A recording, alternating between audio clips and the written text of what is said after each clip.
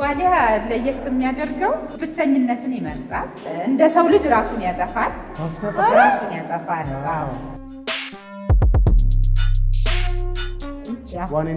ዋኔችኛ ዘፈን አላት። ዋኔ ያንቺ አዲስ ያወጣሽላት ዘፈን። የሚገርመው ሴቷ ናት። ሴቷ እንደ ዘመኑ ሴቶች ባሏን መምረጥ ትችላለች። እኔ ለዛ እኮ ነው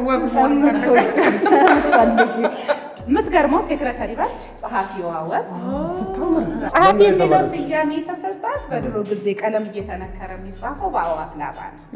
ሲጽፉበት የዋሉትን ላባ ከስራ ሲወጡ እንደዚህ ወፍ ከኋላ ፀጉራቸው ላይ ሻጥ አድርገዋት ይሄዳሉ። ስትታይ ሂል ጫማ ያደረገች ታይት የለበሰች ቄንጠኛ ናት። በጣም አረማመዷም ሴት ወይዘሮ ነው። በቃ እኔ ነኝ። እስኪ ቁሚ ካጠገቧ አንገቷ ራሱ ይሄን ይመስላል። ካጠገቧ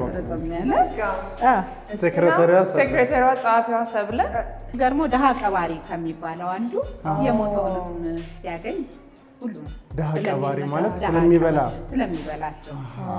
ስለዚህ የወፎች ደሃ ቀባሪ ያኛ በጣም ግን ስታይለኛ ነው። በጣም ዝንጥ ያለ ወፍ ነው። ይሄ ፀጉሩ ስታይሉ በደንብ ተከረከመ ነው የሚመስለው።